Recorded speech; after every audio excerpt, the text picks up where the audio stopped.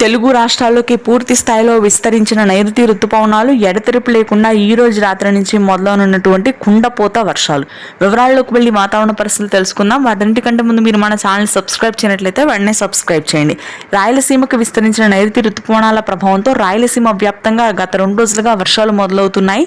తిరుపతి, చిత్తూరు, పీలేరు, పలమనేరు, నంద్యాల, కదిరి, బద్వేల్, పులివెందుల, రాయచోటి, జంబలమడుగు, తిరుపతి, కడప, అనంతపురం, సత్యసాయి ప్రాంతాల్లో అతి భారీ వర్షాలు కురిసే అవకాశం ఉంది. నెల్లూరు, ప్రకాశం జిల్లాలో తేలికపాటి నుంచి మోస్తరు వర్షాలు ఈ రోజు ఉంటాయి. రేపటి నుంచి భారీ వర్షాలు కురుస్తాయి.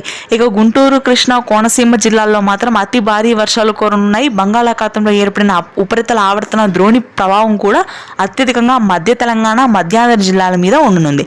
శ్రీకాకుళం, విజయనగరం, విశాఖపట్నం ప్రాంతాల్లో తేలికపాటి నుంచి మోస్తరు వర్షాలు ఉంటాయి. హైదరాబాద్ నగర ప్రాంతం మొత్తం కూడా అతి భారీ వర్షాలు కురుస్తాయి ఈ రోజు రాత్రికి.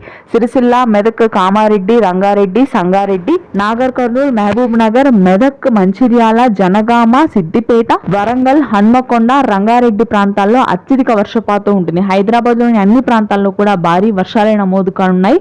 ఉత్తర తెలంగాణ జిల్లాలకు మరొక 2 రోజుల్లో భారీ వర్షాలు మొదలవుతాయి. Thanks for watching.